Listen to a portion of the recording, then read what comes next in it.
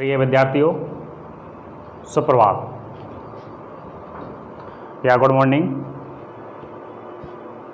तो देखिए, इधर पिछली कक्षा में किसी एक विद्यार्थी का कमेंट आया था हमारे पास, जो ग्राफ को लेकर संबंधित था, जहां हमने प्रतिरोध की निर्भरता बताई थी। तो आज का नया टॉपिक शुरू करने से पहले हम एक बार उसको देखेंगे, ठीक है।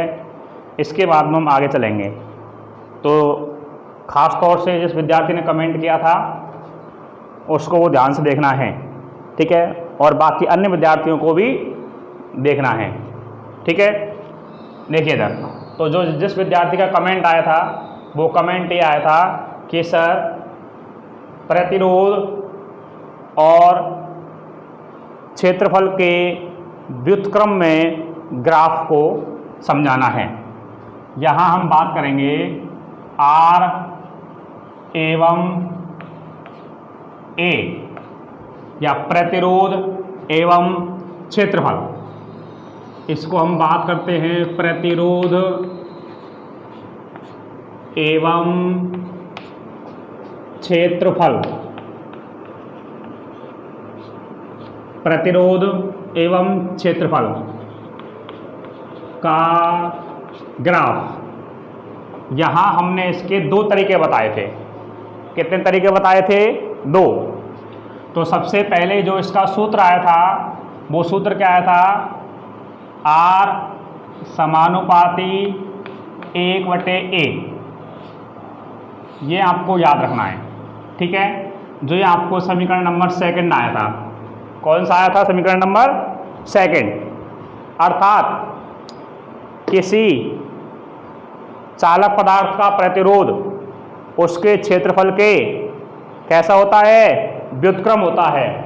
क्या लिखेंगे? चालक पदार्थ का प्रतिरोध उसके क्षेत्रफल के व्युत्क्रम होता है। चालक पदार्थ का प्रतिरोध उसके क्षेत्रफल के व्युत्क्रम,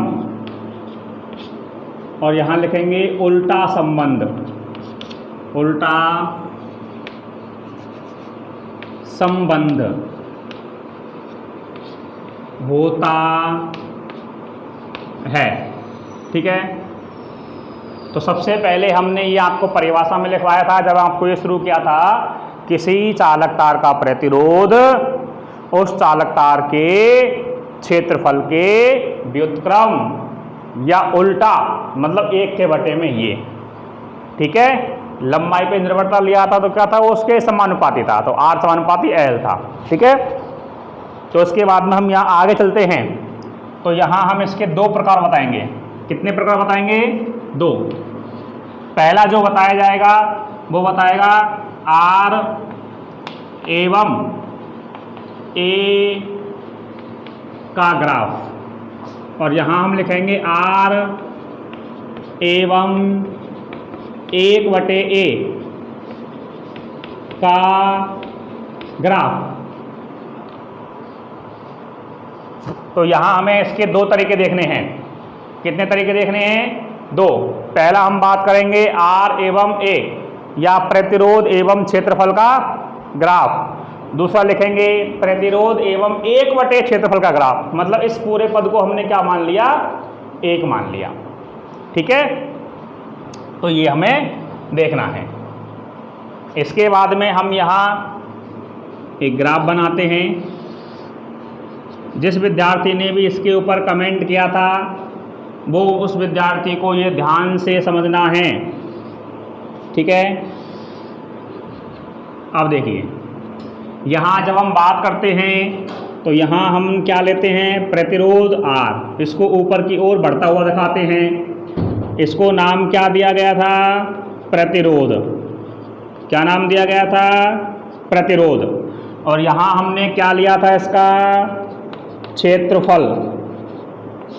इधर दर्शाता हुआ इसको क्या बोलते हैं? A दर्शाते हैं। इसको कैसे दर्शाते हैं? ए से।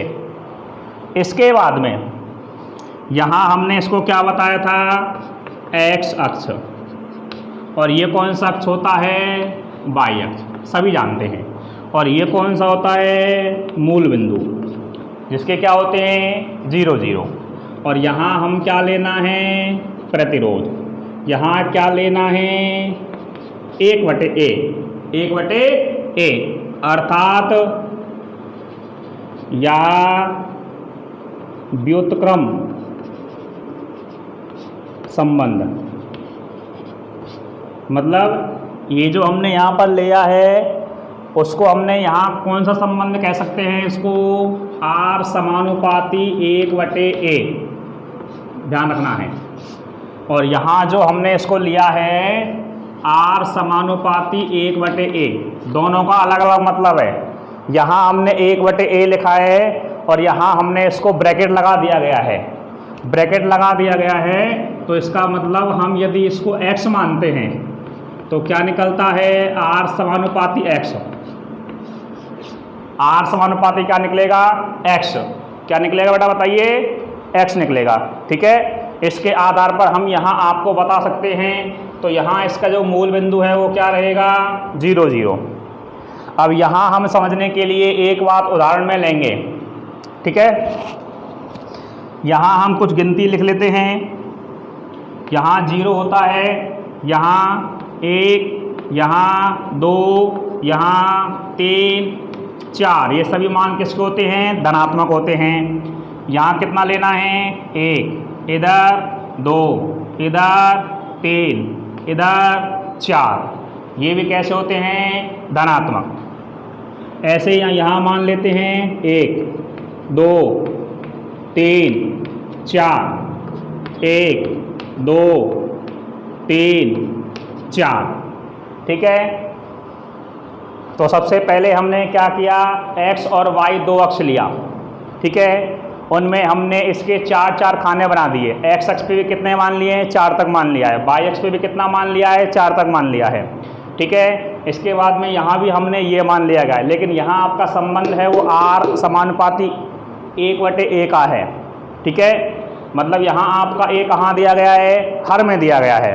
कहाँ दिया गया है, हर में दिया गया है। यहाँ आपको कहाँ दिया गया है, ये 1/a पूरे के संबंध में पूछ रहा है, पूरा संबंध पूछ रहा है। ठीक है, ध्यान रखना, यहाँ यही लिखा हुआ है R एवं 1/a का ग्राफ, और यहाँ लिखा हुआ है R एवं a का ग्राफ। बस यही आपको समझना है। अब इसको समझने के लिए यहाँ हम कुछ उदाहरण लेते हैं। क्या लेते हैं, उदाहरण। तो यहाँ बताइए, यहाँ R बराबर 1 तो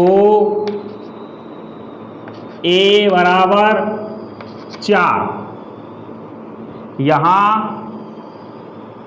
R का मान जो दिया गया है वो कितना है, कम से कम 1, और a का मान कितना दिया गया है, इसको यदि हम बात करते हैं तो इसको बोलते हैं न्यूनतम। क्या बोलते हैं इसको, न्यूनतम। और ये कौन सा मान है इसका, अधिकतम। ये कौन सा मान है इसका, अधिकतम। इसके बाद में जैसे जैसे हम यहाँ पर R का मान 2 करेंगे तो a का मान क्या हो जाएगा, 3, और यहाँ R का मान हम 3 करेंगे तो a का मान क्या हो जाएगा, 2। ठीक है, इसके बाद में यदि यहाँ पर हम R का मान 4 करते हैं, ये कौन सा है, अधिकतम मान है। कैसा है ये, अधिकतम मान है। तो a बराबर क्या होगा, 1, इसको हमने क्या नाम दिया है, न्यूनतम मान दिया है। इसके बाद में हम यहाँ पर इनके मान रख लेते हैं। क्या रख लेते हैं, मान। तो यहाँ हमें क्या प्राप्त होगा बताइए, यहाँ R किसका मान है, R किसका मान है बताइए, प्रतिरोध का कितना दिया गया है, 1 दिया गया है। तो यहाँ 1 के सामने हमें चलना है, और a का मान कितना दिया गया है, 4। तो इसके सामने ये और इसके सामने ये, तो हमारा पहला बिंदु कहाँ आएगा, इधर आएगा। इसको हम क्या बोलेंगे, 4,1, 4,1। 1, क्योंकि एक्स अक्ष पे कितना चले हम 4, वाई पे कितना चले 1। अगला बात करते हैं, ये आर का ए का मान अधिकतम है और यहाँ आर का मान क्या है, कम से कम है। ठीक है, इसके बाद में जब हम आगे चलेंगे तो यहाँ आर का मान कितना है 2, ए का मान कितना है 3, तो यहाँ आर का मान 2 कहाँ है, यहाँ इसके सामने इधर जाएंगे, ए का मान कितना है 3, तो ये बिंदु कहाँ आएगा इधर। इसको हम क्या समझाएंगे 3,2। ठीक है, इसी प्रकार से आपका जो आगे वाला बिंदु आएगा वो कहाँ आएगा, आर का मान कितना है 3, ए का मान कितना है 2, तो इसके सामने इधर 3 के सामने इधर आपका बिंदु ये आ जाएगा। इसको हम क्या बोलेंगे 2,3।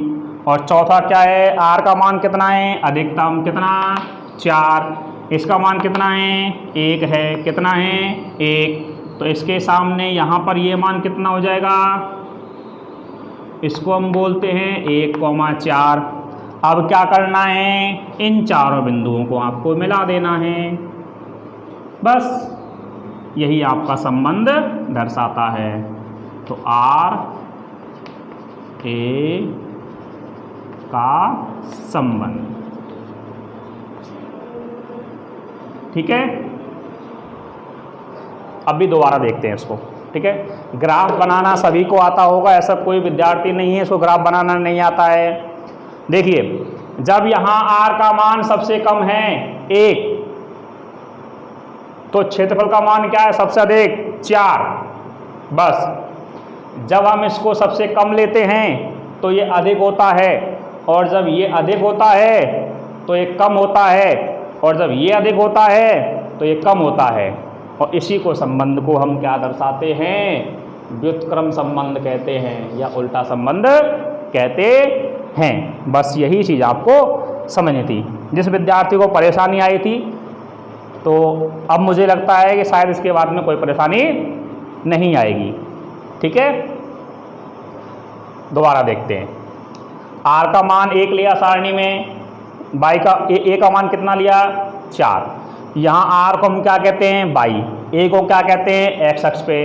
तो पहला बिंदु कहाँ आया, इधर आया। दूसरा बिंदु कितना आएगा, आर बराबर 2 और ए बराबर 2, ए बराबर, देखिए यहाँ आर का मान लगातार बढ़ रहा है, आर का मान 1 2 3 4 हो रहा है, और ए का मान क्या है 4 3 2 1, 4 3 2 1। इसी को हम क्या बोलते हैं व्युत्क्रम संबंध। यहाँ देखिए नोट डाल के लिख लीजिए, आर बराबर 1 2 3 4, इसलिए ए बराबर 4 3 2 1। बस ये आपको ध्यान रखना है। ठीक है, अब यहाँ जब हम बात करेंगे तो सीधा संबंध है, तो यहाँ पर सबसे पहला क्या रखना है, आर बराबर 1 रखेंगे, तो 1/a का मान कितना आएगा 1 आएगा। आर का मान हम 2 रखते हैं, तो 1/a का मान कितना आएगा 2 आएगा। आर बराबर 3 रखते हैं, तो 1/a का मान कितना आएगा 3 आएगा। आर बराबर 4 रखते हैं, तो 1/a का मान कितना आएगा 4 आएगा। अर्थात आर का मान 1 2 3 4, इसलिए 1/a बराबर 1 2 3 4। इनको हम क्या बोलते हैं सीधा संबंध। कौन सा बोलते हैं सीधा संबंध। और सीधा संबंध कौन सा होता है समानुपाती का। सीधा संबंध कौन सा होता है बेटा समानुपाती का। ठीक है, और जो उल्टा संबंध ये होता है इसे हम कौन सा बोलते हैं व्युत्क्रमानुपाती। इसको हम बोलते हैं उल्टा संबंध। उल्टा संबंध। ठीक है, वो सीधा संबंध है, ये उल्टा संबंध। अब देखिए आर का मान यहाँ कितना दिया गया है 1, तो 1/a का मान में कितना दिया हुआ है 1। पहला बिंदु आपको कहाँ आएगा इधर। आर का मान 2, 1/a का मान 2, यहाँ बिंदु कहाँ आएगा इधर। अगला बिंदु कहाँ आएगा 3 3 इधर। अगला बिंदु कहाँ आएगा, 4 4 इधर। तो आपका ग्राफ कैसे बन जाएगा, एक सीधी रेखा में। ग्राफ कैसे बन जाएगा आपका, एक सीधी रेखा में। और यही संबंध क्या कहलाता है, R समानुपाती 1/a। ठीक है। जिस विद्यार्थी को परेशानी थी वो इसको एक बार नोट कर लीजिए। ठीक है।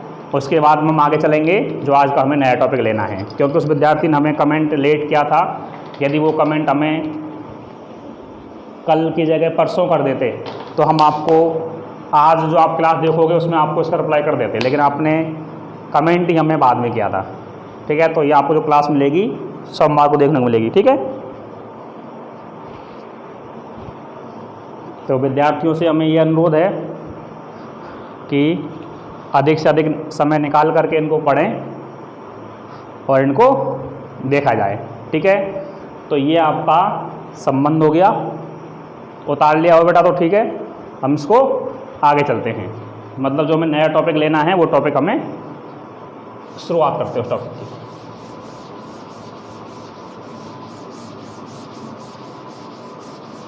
अपने मोबाइल की सहायता से इसको उतार लेना है। ठीक है। ऐसा नहीं है कि बोर्ड पे सभी 1 मिनट बाद में डाल दिया, वहाँ आपका बोर्ड नहीं होगा, वहाँ आपके मोबाइल की स्क्रीन होगी आपके साथ में। ठीक है। तो उसको जो भी आपको देखना है वीडियो को आगे पीछे करके दोबारा से उसको देख सकते हैं। ठीक है। इसके बाद में जो हमें आज का टॉपिक लेना था वो हम टॉपिक लेते हैं। ठीक है। और यहाँ टॉपिक का नाम रखते हैं संयोजन। क्या रखते हैं, संयोजन या जोड़ना। ठीक है। और जो आपकी किताब का अगला टॉपिक है वो संयोजन किसका है, प्रतिरोधों का। किसका संयोजन है, प्रतिरोधों का। तो प्रतिरोधों के संयोजन के लिए हम इसको 2 प्रकार से पढ़ते हैं। कैसे पढ़ते हैं, 2 प्रकार से। यहाँ हम बात करेंगे प्रतिरोध या प्रतिरोधों का संयोजन। तो यहाँ हम जब प्रतिरोधों का संयोजन पढ़ेंगे तो प्रतिरोधों के संयोजन आपको किताब में 2 प्रकार से दिया हुआ है। कितने प्रकार से दिया हुआ है, 2 प्रकार से। ठीक है। तो इस संयोजन को पढ़ने के लिए हम प्रतिरोधों के संयोजन को 2 प्रकार से देखेंगे।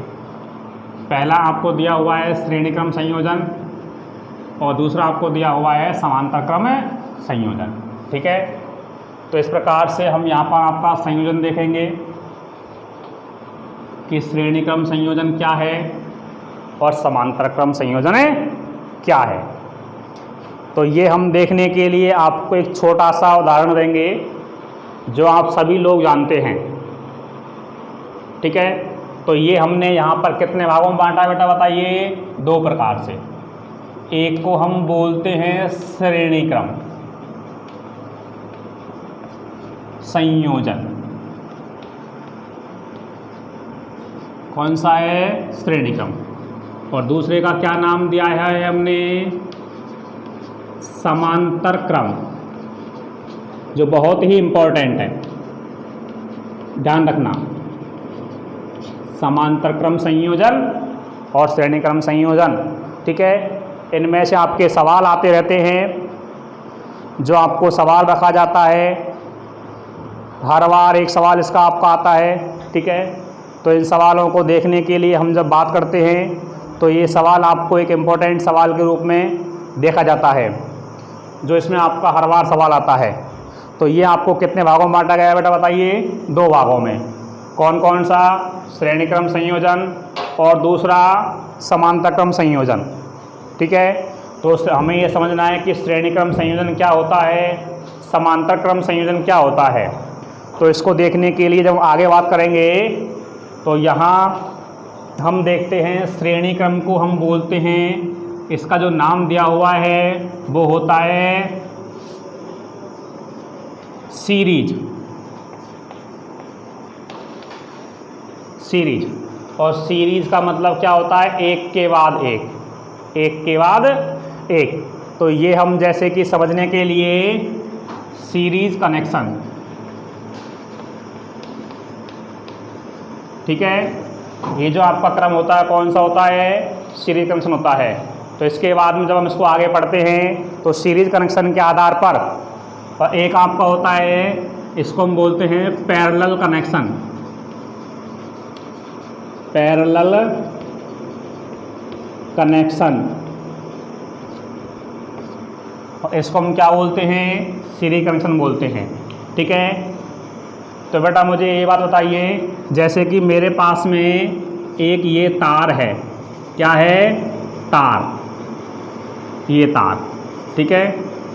पहला वाला तार हमारा ये है, इसका नाम दिया है ए और बी। हम यहाँ बात किसकी कर रहे हैं, प्रतिरोधों का, तो हम यहाँ प्रतिरोध ही लेते हैं, ठीक है। फिर आपका कमेंट आएगा कि प्रतिरोध क्यों नहीं लिया। तो सबसे पहले हम यहाँ पर ये लेते हैं प्रतिरोध का चिन्ह जो हमने आपको बताया था। इसके बाद में यहाँ हम दूसरा प्रतिरोध लेते हैं, ये ले लिया। इसके बाद हम यहाँ पर तीसरा प्रतिरोध लेते हैं, ये ले लिया। इसको R3 नाम दिया, इसको R2 नाम दिया, इसको R1 नाम दिया गया है, ठीक है। इसका जो हमने यहाँ नंबर लिखा है वो 1 नंबर, 2 नंबर, 3, 4, 5 और 6। अब जो हमें इन क्रमों को जोड़ना है तो उस क्रम को एक बार आपको देखना है, ठीक है। यहाँ पर हम पहले प्रतिरोध का ये कौन सा सिरा है, दूसरा सिरा। इस दूसरे सिरे को क्या करते हैं हम, पहले प्रतिरोध के दूसरे सिरे को दूसरे प्रतिरोध के पहले सिरे से जोड़ दिया जाता है, अर्थात 2 एवं 3 को एक साथ जोड़ दिया जाता है। आगे बात करेंगे अगले प्रतिरोध R2 के लिए। R2 का दूसरा सिरा 4 को R3 के पहले सिरे 5 से जोड़ दिया जाता है। तो यहाँ हमने किस किस को जोड़ा है, 2 और 3 को। यहाँ किसको जोड़ा है, 4 और 5 को, ठीक है। और जो ये क्रम कहलाता है, ये क्रम किसे कहते हैं हम, श्रेणी क्रम कहते हैं। कौन सा क्रम होता है बेटा, ये श्रेणी क्रम होता है। तो हम जब ये देखते हैं कि जो कुछ लड़कियां लंच के दौरान गेम खेलती हैं या छोटी बच्चियां गेम खेलते हैं, तो वो क्या करते हैं, एक दूसरे के हाथ इस प्रकार से पकड़ लेते हैं, और जब वो मेरा वाला ये हाथ है वो दूसरा बच्चा इधर पकड़ेगा, इधर वाले हाथ को अलग पकड़ेगा, ठीक है। तो एक तरह से क्या है कि यदि 10 बच्चों को हम एक साथ ऐसे खड़ा कर देते हैं एक दूसरे के हाथ पकड़ते हुए, तो क्या हो गया, 10 प्रतिरोधों का एक सीधी रेखा में खड़े हो गए वो। तो कौन सा क्रम हो गया बेटा, श्रेणी क्रम संयोजन। मतलब एक व्यक्ति का दूसरा हाथ अगले व्यक्ति के पहले हाथ से, उसका दूसरा हाथ अगले व्यक्ति के पहले हाथ से, तो ये क्रम लगातार जुड़ा रहता है, और इस क्रम को हम क्या कहते हैं, श्रेणी क्रम संयोजन। क्या कहते हैं इसको, श्रेणी क्रम संयोजन। लेकिन जब यहाँ समांतर क्रम संयोजन होता है, तो समांतर क्रम संयोजन के लिए आपने देखा होगा जब हम प्रार्थना स्थल पर बैठे होते हैं या खड़े होते हैं, तो आपके आगे बैठे वाले विद्यार्थी जब परेड के लिए ऐसे हाथों को करते हैं, हमारा हाथ इधर, हमारे आगे बैठने वाले विद्यार्थी के हाथ इधर, उसके आगे बैठने वाले विद्यार्थी के हाथ इधर, तो क्या हमारे हाथ जो इस वाले क्रम के अनुसार में जुड़ेंगे क्या, कभी नहीं जुड़ेगा। तो इसको हम कैसे दर्शाते हैं, देख लीजिए, इस प्रकार से, ये R1, इसका नाम 1, 2, ये कौन सा हो गया, दूसरा प्रतिरोध हो गया, इसको क्या नाम दिया, R2, 3 और 4। इसके बाद में ये कौन सा हो गया, R3 हो गया, इसको कौन सा नाम दिया है, 5 और 6। अब यहाँ हम क्या करते हैं, इन तीनों विद्यार्थियों के हाथों को इस प्रकार से एक रस्से से बांध दिया जाता है जोड़ करके, और यहाँ इसको हम ऐसे इस प्रकार से जोड़ करके ऐसे ले करके ऐसे ले लिया जाता है। तो इसको हम कौन सा बोलते हैं, समांतर क्रम बोलते हैं। ये कौन सा दिया गया है बेटा, समांतर क्रम। और ये कौन सा है, श्रेणी क्रम, ठीक है। तो ये आपको हमने बता दिया गया है कि श्रेणी क्रम क्या होता है, समांतर क्रम क्या होता है। यहाँ हमने एक बगल के हाथों को इधर से एक साथ जोड़ दिया और इधर के हाथों को एक साथ जोड़ दिया। तो मेरा पहला हाथ आगे बैठने वाले विद्यार्थी का पहला हाथ, मतलब मेरा बायां वाला हाथ अगले विद्यार्थी के बायां वाला हाथ, उससे आगे वाले विद्यार्थी का बायां वाला हाथ, ऐसे एक साथ जोड़ दिए। और इधर जो दायां वाला हाथ है मेरे अगले वाले विद्यार्थी का दायां वाला हाथ, अगले विद्यार्थी का दायां वाला हाथ। तो इस प्रकार से हम तीनों के हाथों को एक साथ बांध दिया गया किसी एक तार से। तो ये कौन सा होता है, समांतर क्रम। लेकिन श्रेणी क्रम संयोजन में हम ऐसा नहीं करते हैं, इसको हम एक चैन के रूप में बनाते हैं। ठीक है, तो ये क्या होता है, चैन वाला गेम होता है। और ये जो वाला गेम होता है वो कौन सा गेम होता है, समांतर क्रम वाला गेम होता है। ठीक है, तो इन्हीं के आधार पर यहाँ हमने इनका प्रतिरोधों का कितना भाग बताया गया, 2 भाग बताया गया। अब यहाँ जो हम बात करेंगे तो ये देखा जाएगा कि श्रेणी क्रम संयोजन में सबसे मेन बात क्या होती है वो देखना है। इस श्रेणी क्रम संयोजन में, श्रेणी क्रम संयोजन में, श्रेणी क्रम संयोजन में विद्युत धारा अविभाजित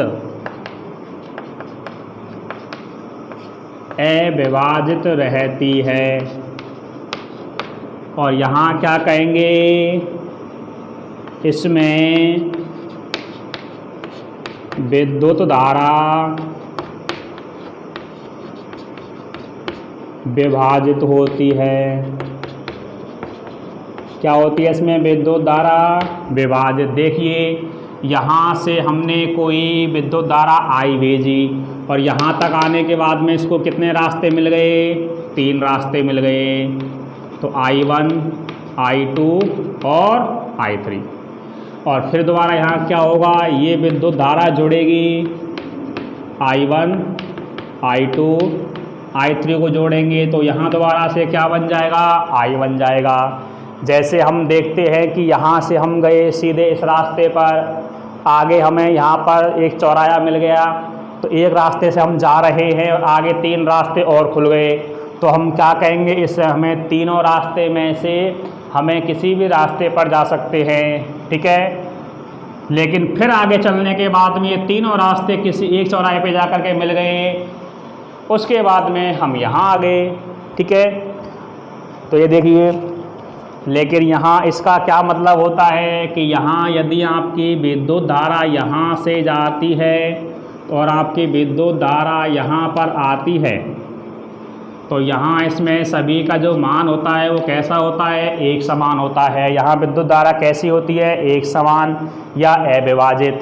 वहाँ कैसी होती है, विभाजित। इसके बाद में देखते हैं यहाँ विभवांतर विभाजित होता है। क्या विभाजित होता है, विभवांतर। और यहाँ क्या कहेंगे, इसमें एक समान विभवांतर होता है, एक समान विभवांतर होता।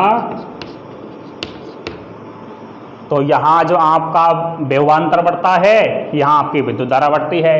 ठीक है, तो इसको जब हम समझेंगे तो समझने के लिए यहाँ V1, यहाँ V2, यहाँ V3, इधर V1, V2, V3।